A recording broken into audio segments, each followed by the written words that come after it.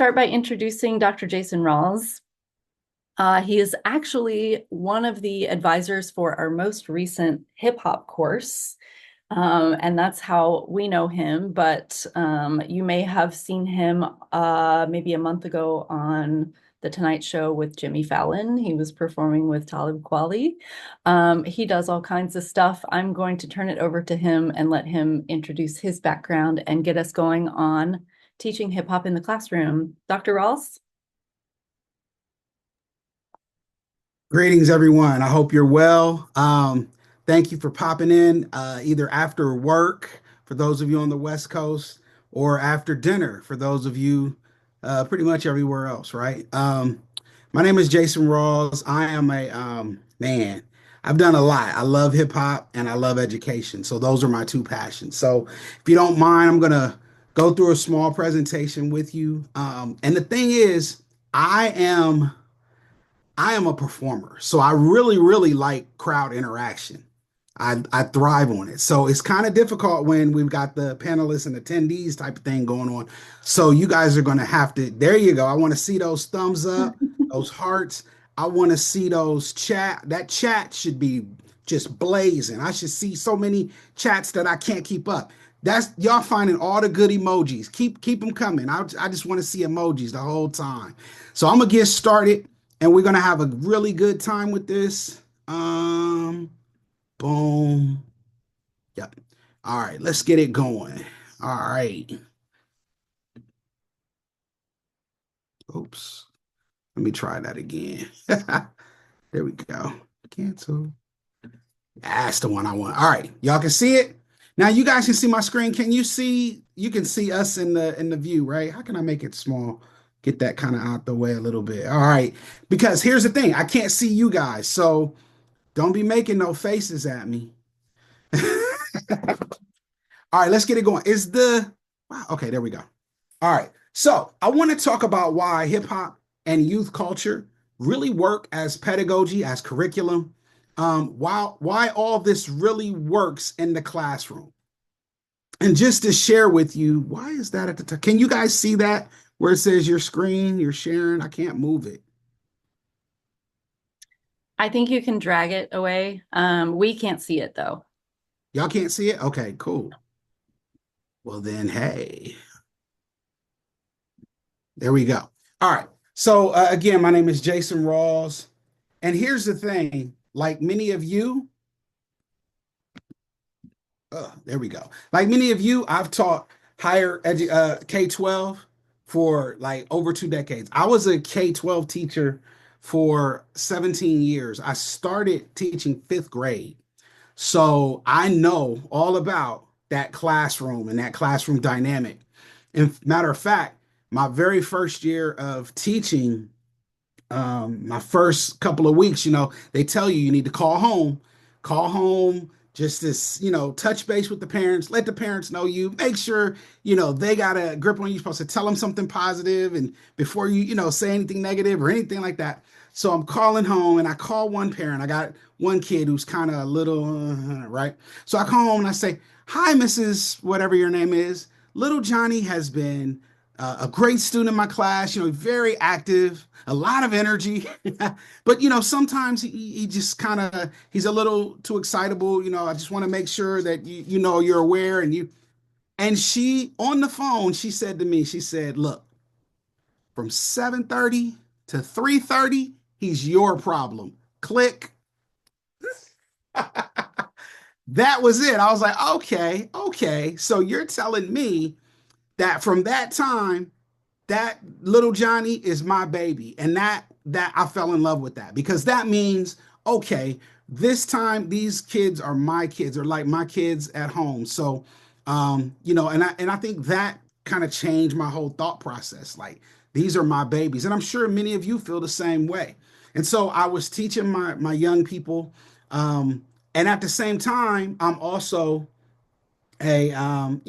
I'm doing hip hop. I'm a hip hop producer. Anybody ever heard of the Beastie Boys? Just throwing that out there. See if you heard of them. Mos Def, Talib Kweli, Black Thought, De La Soul. Um, these are some of the people that I've worked with in hip hop and on production.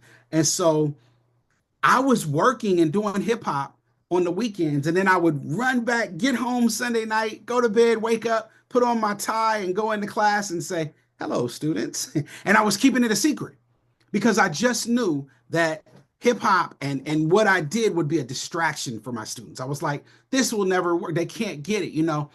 And my kids, you guys know our kids. Our kids just sniffed that out. And they was like, Mr. Ross, something's up with you.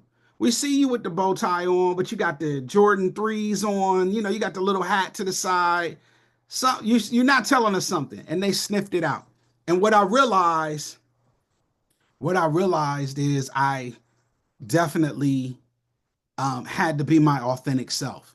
And once I realized that, I understood that being who I am and letting the students be who they are could change things in my classroom. And I'm telling you all this because it's very imperative to what we're going to talk about. So you can see, my track record there and what I've done. So let's jump into it. Now, I can't really see the chat. So, Sarah, you're going to have to help me if people say something. But I want to chat a little bit on perspective. Now, look at the guy on the left compared to the guy in the hat on the right. They each are counting the number of blocks. And the guy on the left says, wait, there's 7 of them. And the guy on the right says, no, no, no, no, there's 5. No. What do you notice about these lines? What do you guys see? And Sarah, if you can read the chat, tell me what people are seeing or whatever, that'd be great. Anybody notice anything?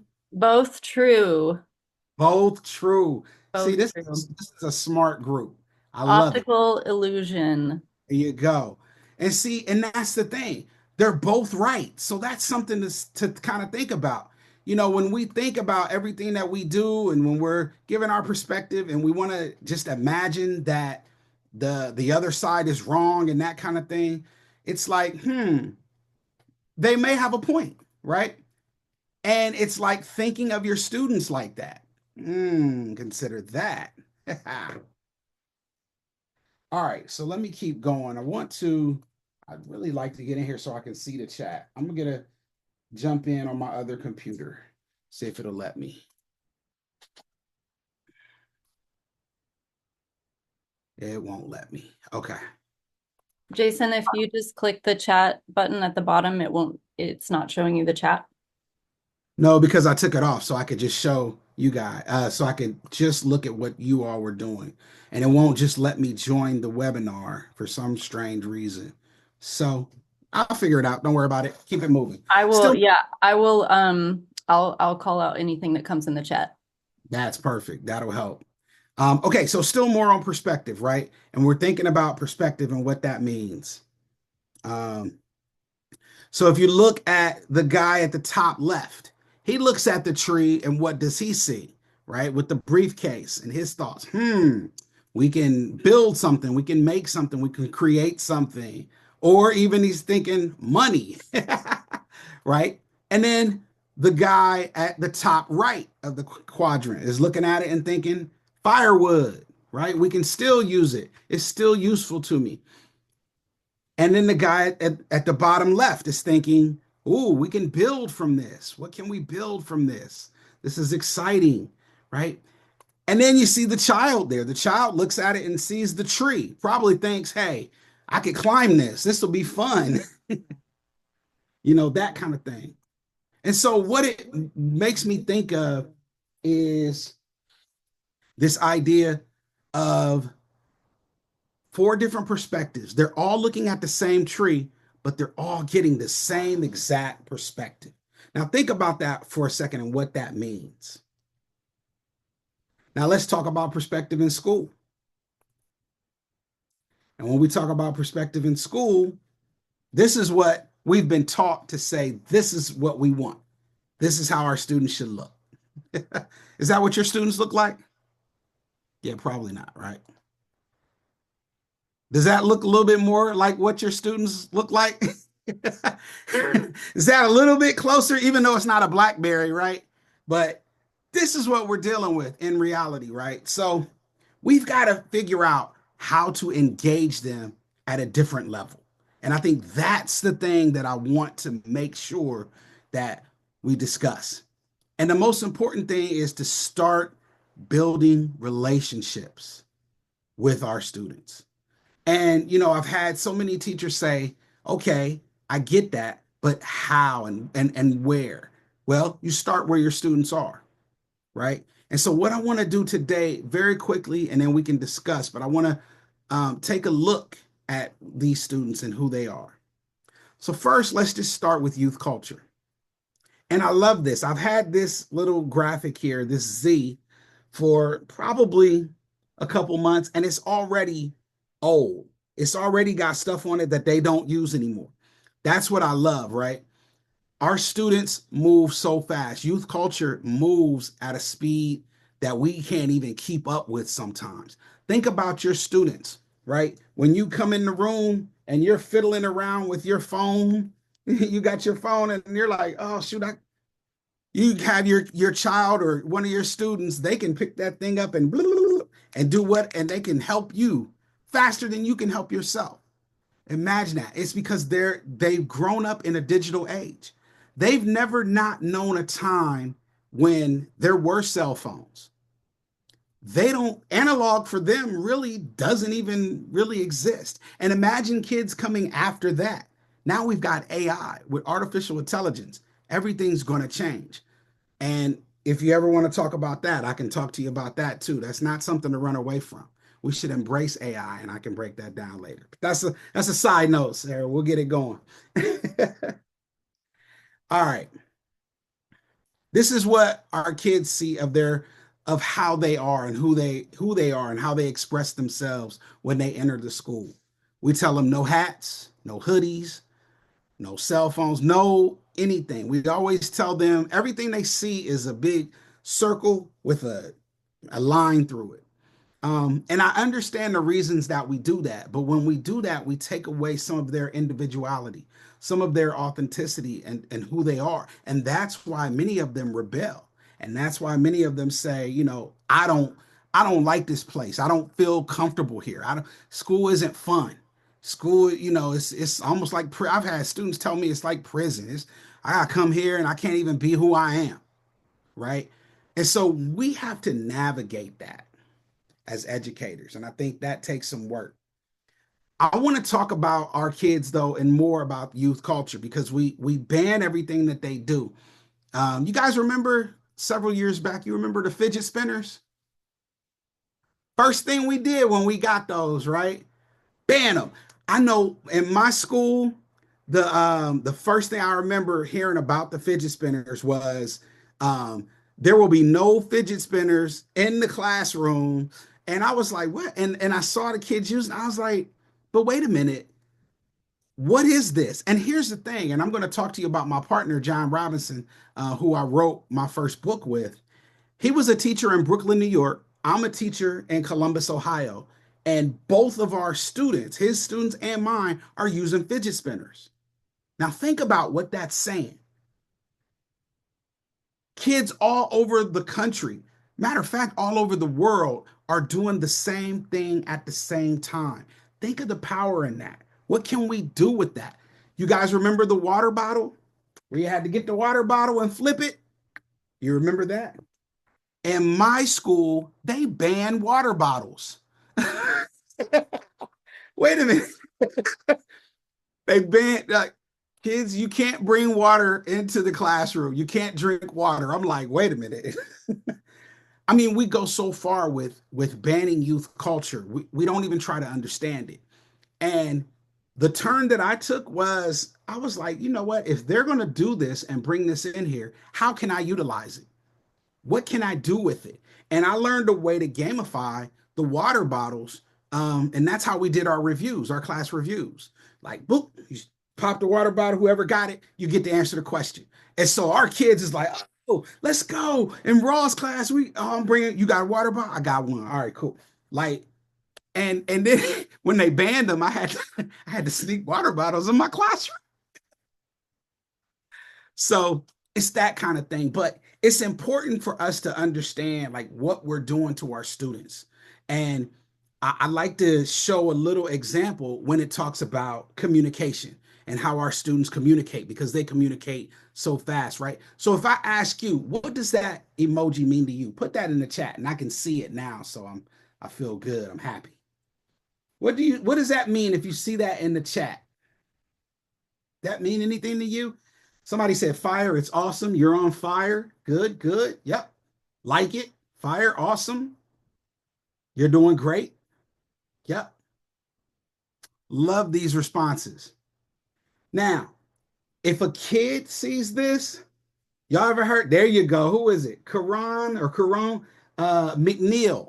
You got it. If a kid see that, they're gonna say it's lit. Oh, that's lit. Oh, that's lit, Mr. Rawls. It's lit. It's lit.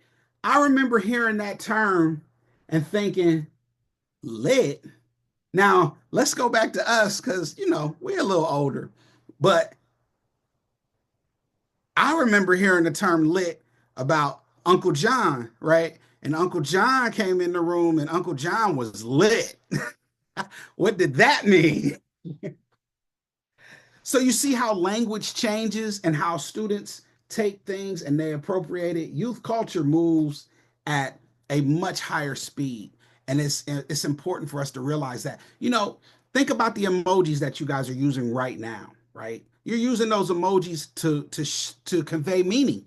You don't have to write an entire sentence for me to know that you're feeling something. A thumbs up, or a cry face emoji, with the laughter, that kind of thing. It shows meaning, and our students can make full sentences out of those emojis. Am I lying? So when you think about how our young people communicate, is it really less intelligent? We've got to think about changing our perspective on how they see the world. Does that make sense? And if you have any questions, I'm a question during the event type of guy. So, if you've got something, you can throw it in the chat because I can see the chat now, or you can put it in the Q&A for later. I don't know. I might get in trouble with Sarah. She might say, I want it at the end. So I don't know. But You can do whatever you want, all Dr. right, Rawls. cool. And while you guys are thinking of questions, let's keep this in mind about our young people, right? And I started talking about this a little bit, but they grew up in a digital world. Cash, stop. My dog is like scratching and making all that. I'm like, right when I'm doing the but they grew up in a digital world, right? So mobile technology has always been prominent. So for them, things move at a super fast pace. They always are able to contact somebody if they want. Like, go back to us, right? If somebody needed you, they had to wait until you paged them, and then you had to stop, get out of your car or get off your bike and go find a payphone. And oh, I don't have a quarter, I can't use the pay. Like, things have changed and moved, and in the school we're still using payphones. Do you know what I mean? We're still moving at that speed. And this is why we're losing our students, because for them, sometimes real and virtual are intertwined. So we gotta help them navigate that. We gotta talk to them. We gotta get to understand them, right? They are more of a hands-on. They just want to jump into it. That's why, and we're going to talk about what we're doing with Music Workshop, but that's why this is the type of music education ideas that we have to change it to. We've got to get them up and moving and just doing. And sometimes as a teacher, it can be a little scary, right? Especially if you're talking about something you're unfamiliar with. But that's okay. I'll talk about that in a minute. Yeah, they have everything at their fingertips. You're so right, Amy. I mean, they can actually, I call them the microwave generation, right? Because they want it right now. And if they don't get it right now, then they get bored and move on to the next thing because it took too long. I mean, imagine them having to wait on dial-up internet service. They couldn't handle it. They couldn't handle dial-up. We used to have to wait. We'd have to wait, right? Um, but think about how their world exists, right? This is how they see the world. First of all, everything when we talk about advertisements and culture is pointed toward them, right? The rap snacks. If you haven't seen rap snacks, those are real. They really do exist. And I was like, are you serious? Yeah. right? They've got their favorite artists endorsing their brands. They live on a selfie. They're a selfie generation, right? So you can use that in your classroom, right? Think of ideas and things that you can do to have them use these things. They're a TikTok generation. This is how they think. And so it's no use trying to change them and trying to say, like, this is what I used to have teachers telling me. Oh, if they don't do it the way we did it, then they're never going to get it. And that's the wrong way to think because it's changing. The way we did it worked for us because that was 20 or 30 years ago or what have you, right? The way they're doing it is for the future. Yeah, like I said, I've been teaching over 20 years. I've got students who have jobs that didn't exist when I was teaching them. And their jobs, things like YouTube influencer. I'm like, you're a what? I've got students that make more money than me as a teacher, and they're YouTube influencers. I'm like, a what influence? Right? So, with that in mind, we can't devalue what they're doing. It doesn't make sense. And it's actually counterintuitive to what education really should be about. And so this is why I'm talking to you. And I can bring all this into hip hop because hip hop is the embodiment of what I'm talking about. Hip hop is a culture with, of course, music, roots in music and dance, right? But it's related to the identities, the values, the aspirations of how these youths see the world. And that's why many of them gravitate to it. They gravitate to pop culture. Four main elements of hip hop are DJing, graffiti, b-boying, or breakdancing, which many of you probably saw in the Olympics, right? And then, of course, MCing, which is the one that everybody knows. You know about the rappers. And the thing about it is, I understand when it comes to rap music, I know that there's some homophobic, misogynistic. I know all of that exists in there. But what I need you to understand is that's one element of the music. That's not the entire culture. And the thing is, if you engage our students with the culture and the cultural aesthetics, then we got something here, right? You got to understand that hip hop is just more than rap music, and that's what I'm talking about. And so when you start looking at how hip hop affects fashion, movies and TV, social media, games, sports, entrepreneurship, everything, right? It influences everything. And so once you realize that, it's like, oh, I can use that to my advantage. Why? Because it's a part of culture. See, which the definition, Merriam-Webster. And of course, our kids don't use, dictionaries anymore. Encyclopedia, I was talking to my kids about an atlas one day, and they said, a what? I was like, oh, that's right. You know, and I brought in my atlas the next day, and they were like, this has to be the slowest. And my atlas, I used to travel a lot because I was on tour. So I've got markings and all kinds of words and stuff written in the margins and like off of I-75, this is a good restaurant, little notes and stuff. And they're looking at me and laughing hysterically. And I'm like, so things have changed for them, right? But here's what we got to understand: youth culture equals hip hop culture. They're kind of the same thing. So they've got similar common values, beliefs, and perspectives. And so when you look at it like that, it makes sense that hip hop and youth culture would work in education because it allows us to meet our students where they are. If you change, I used to love my atlas too, Latanya. If you change where you start with your students, and in my professional development that I do with John Robinson, we talk about the starting point because that's an important part, and that's something that teachers, if you haven't thought about it like this, it can be scary. It's like, how do I even do this? Where do I start from? um, you got to start where they are. But to do that, you got to get to know them. You got to figure out where they are. Um, and so giving students a voice by centering their culture in the pedagogy. And this is what I love. This is why, of course, I'm a hip hop kid, but I expanded it to youth culture. It's about it's more than just um teaching them about like, okay, I love hip hop and that's it. Everything's centered in that. When you see a young person come in and they've got a book bag and there's all kinds of little buttons or pins on it, that's a clue. When they have a water bottle or their laptop and there's stickers about whatever, that's a clue. You, as the teacher, need to draw from that student's own experiences. So you ask them, hey, I see you got something here about Thrasher. What's that? What does that mean? You know, I've heard of Pokemon, but I don't really know tell me about that. What is that?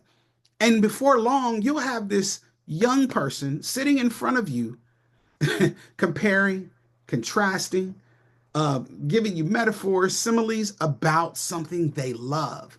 And we're sitting here like, our kids can't do that. They can't, they don't understand. They do, but we're asking them to do it about a bus or a train that leaves New York at 10:55 p.m. And what time does it cross Philadelphia? And you're like, what? I had a problem like that. And the student looked at me and said, Mr. Rawls, I never rode a bus. I get that, right? And so we have to draw from their experiences. So enter my book, Youth Culture Pedagogy. Let me see, there it is. This is the book I wrote with my brother John Robinson, and that's the teacher that I told you about who was teaching in Brooklyn and I was teaching in Columbus. The thing about it was what we noticed was um, because we were hip hop guys, we were able to kind of just go with the flow more so than teachers who didn't have that background. And so we started to understand that um, teachers needed ideas, they needed activities, they needed ways to engage. And so that's what we started doing. And so part of my research is I research and do scholarship on something called relational pedagogy. And I partnered relational pedagogy with youth culture, right? Building relationships through shared practices with your students, and it's not being their friend. Let me make sure I make that clear. I'm not their friend. I'm not here to be their friend. My job is to make them feel safe, heard, seen, and cared for to a point where they say, okay, I trust you enough now. I'm going to open up to you and I'll listen and learn. I used to have all the bad kids. Anybody here got the bad kids that get sent to them? All the bad kids. All the bad kids were sent to me.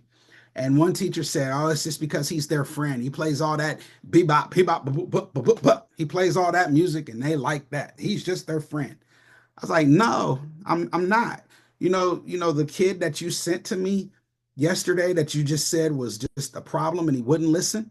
Well, I had a conversation with him. Did you know that his grandma passed away this weekend? He doesn't know how to deal with that. Like it's small things like that. Like have a conversation, let them be who they are and talk to them. Teaching is building these educational relations, right? It's a transitional thing.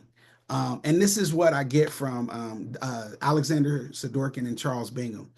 So that's that relational piece that I wanted to share with you. And so, you ask what's missing, and it's the how. And while there are many ways to do it, sometimes it's not that easy to start. But one way, hey, the music workshop. And the new piece that I've been involved in working with the team, with Amy and Sarah and the whole team, it's been very exciting to watch something like this take place and take shape. Because what we've done is we've put, and nothing's perfect, right? I'm not saying it's perfect, but we've put a starting point. Remember, I talked about the starting point? We've got a starting point for you to work with your students and kind of get them thinking about hip hop in some different ways. We talk about everything in there from the elements of hip hop, right, to hip hop in foreign countries, to hip hop coming from some of our most incredible artists and some of our women. right? You think of something like Ladies First by Queen Latifah. How will our students know this if they're not exposed?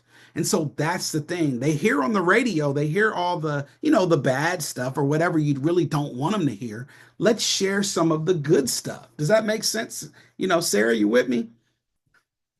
The exposure is super important, Amy. And I think the music workshop is it's a great catalyst for teachers to begin engaging our students in this culturally relevant work.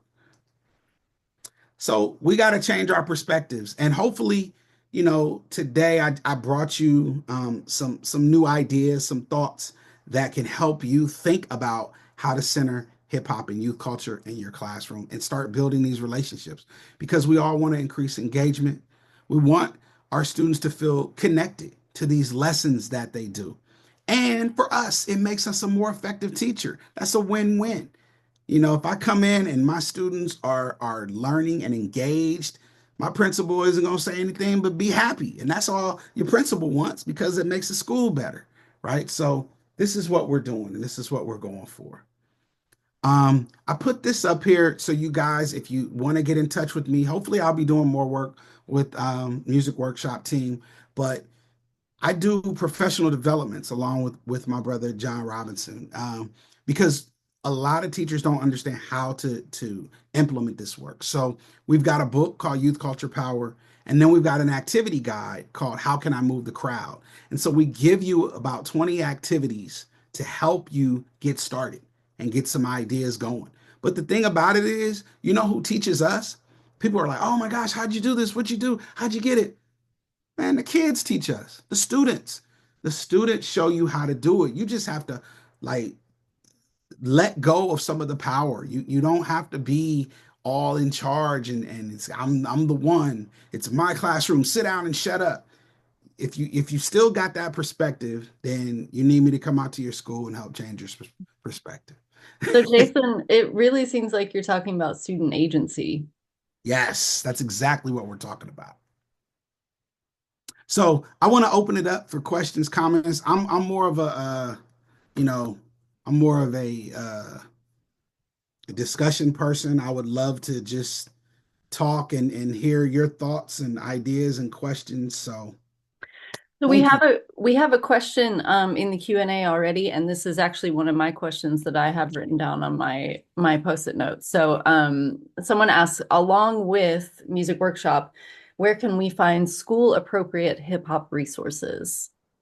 Well, um, that is not easy. I'll be honest with you, but I did just put in the chat. I guess it's X now. It used to be Twitter, X, whatever. Um, Although it's not as good as it used to be, on Twitter, we used to do, and we still do it, but it used to be on Twitter. I'm so confused now because why'd he change the name? But if you search a hashtag hip hop ed, that is something that we do every Wednesday at 8:15. And what we do is offer little nuggets. And if you type in and look for hip hop ed, that'll give you the most up to date. And it comes from scholars such as Bettina Love and Chris Emden and just so many others that are giving. Tasha Iglesias, she chimes in as well. So it's just we give a lot of those type things. But um, Music Will, if you guys have heard of them and the Modern Band Summit, we've done some things with them, so they have some resources as well. So we're slowly getting them out there. We're still working on that, but that's a great question. I was just putting that in the chat, Music Will and the Modern Band Summit. Um, yeah, I'm assuming like that hashtag could be used on other platforms as well, just to see Correct. what Correct. is being Yeah, done out there. because Sam Sadell, all of that. Okay, Music Workshop was there. Excellent. Yeah, it is definitely that hashtag, even on Instagram, that Mhm. hashtag will get you there too. Yeah. Okay. We got a few more questions actually. I love this one. I love all of these. It's like you guys are looking at my post-it. Let's see. So someone asks, how do I authentically talk about hip hop when I don't listen much to it? And there's actually another question in here that I feel like folds into that a little bit, which is what's a good first step for a scared teacher? Now, I don't know what you're scared about, but I assume that there's some inhibition there. I, There's some I kind of know anxiety. exactly. I know exactly what they're scared about. If something's not your culture, it's very difficult to jump into that, right? I totally get that, and that makes total sense to me. So I'm going to share this with both of you, with both questions, and check this out. When I did my student teaching was in a rural area in Ohio.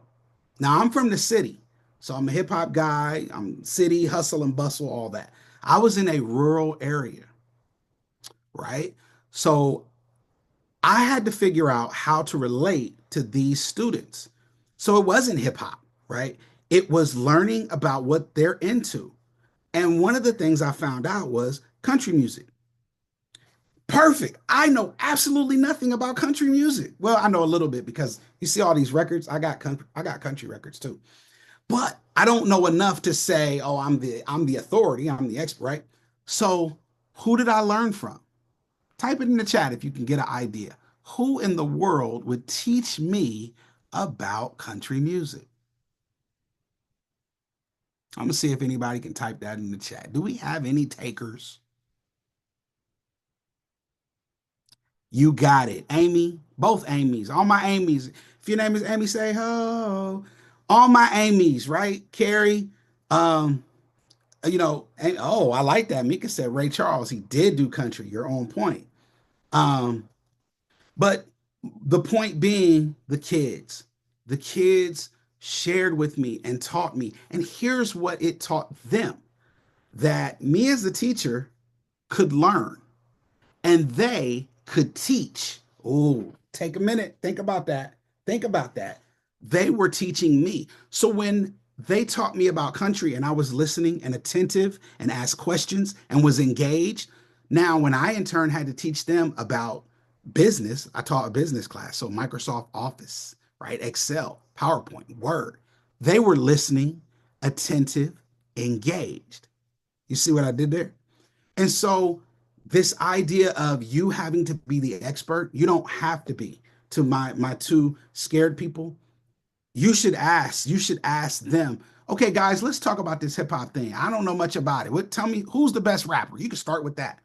Oh, okay, why is he the best? And you're going to have a debate in your classroom instantly, right? Now you've got your kids engaged, right? So they want to talk. Oh, it's Lil, and everybody now in rap is Lil or Young. So you're not going to be able to keep up.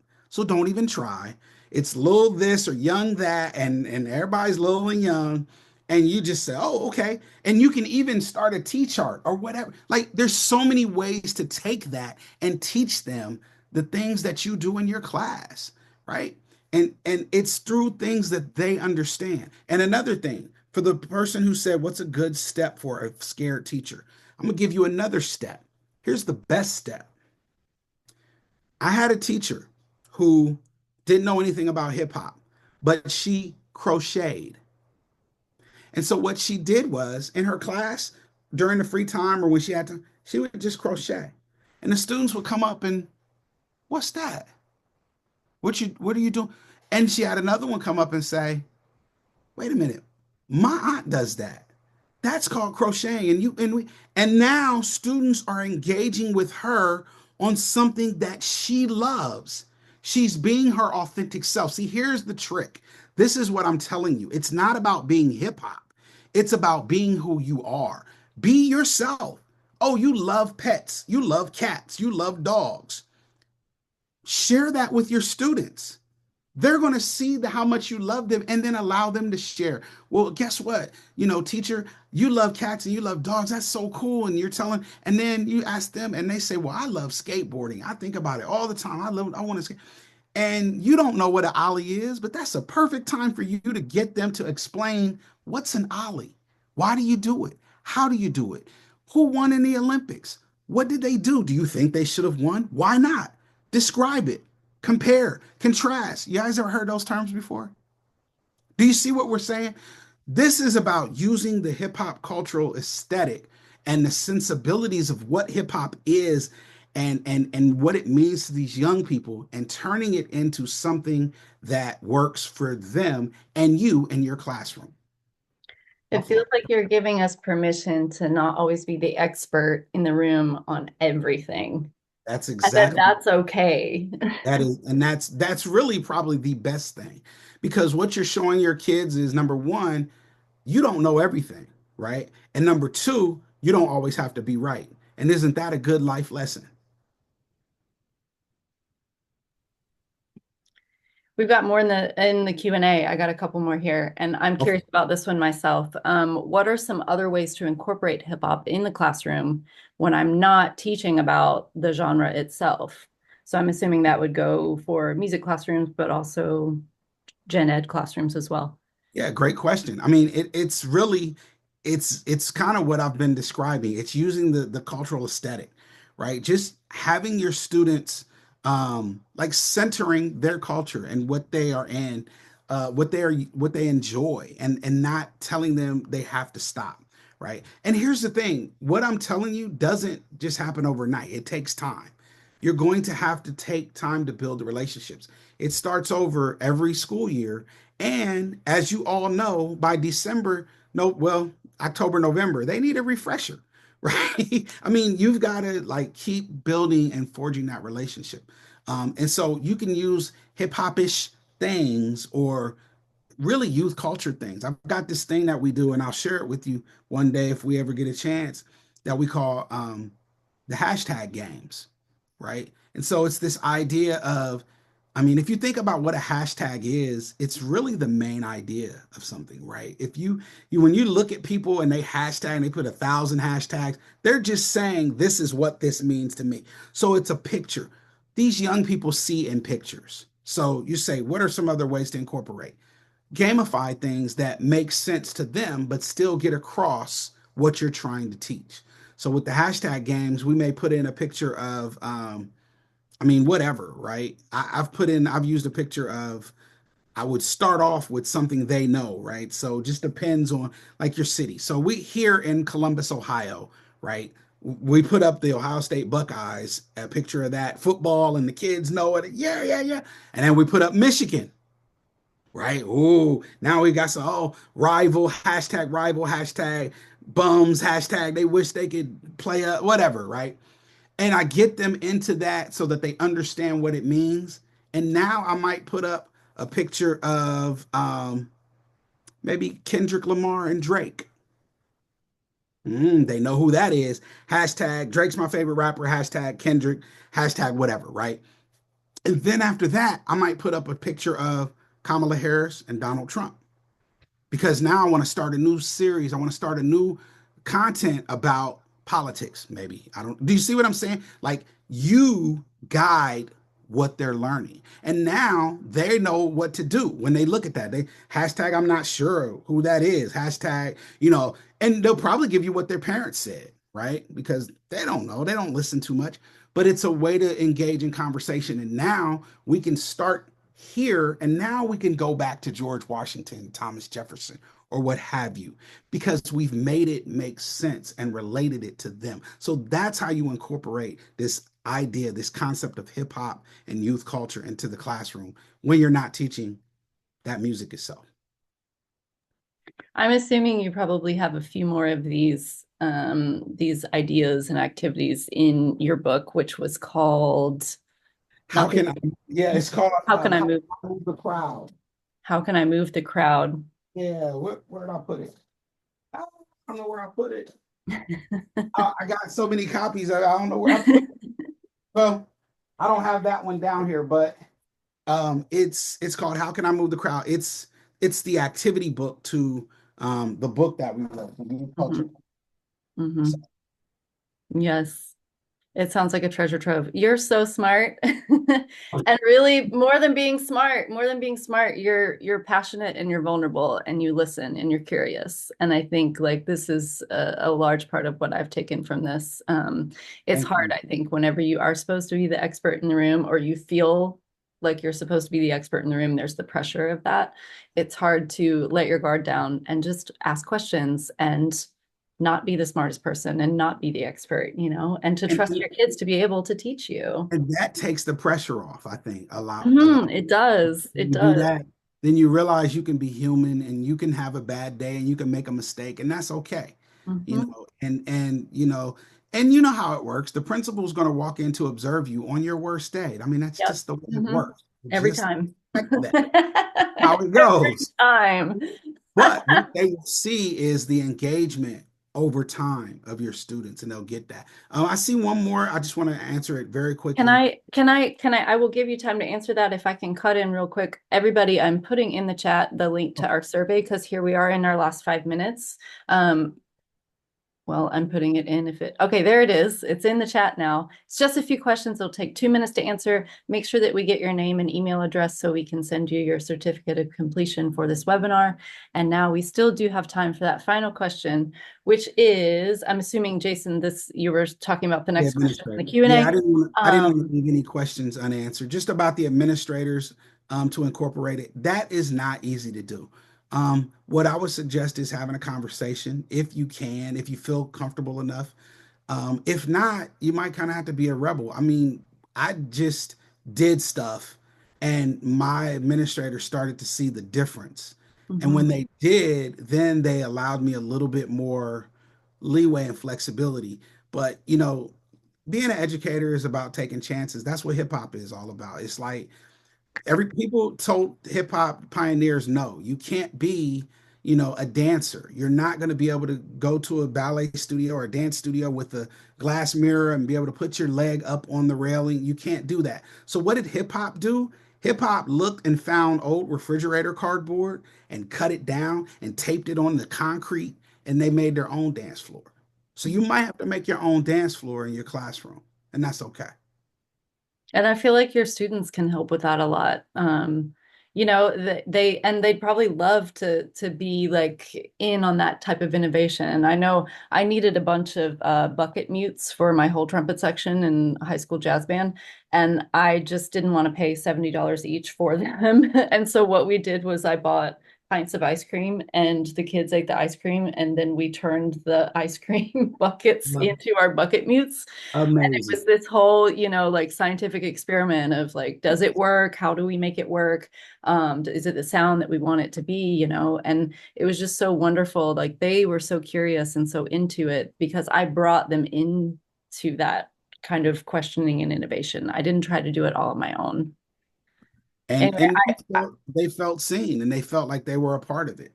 So of course, I really, really vibe with everything you're saying. And to our teachers out there, thank you so much for joining us today. I hope you got as much out of this as I did.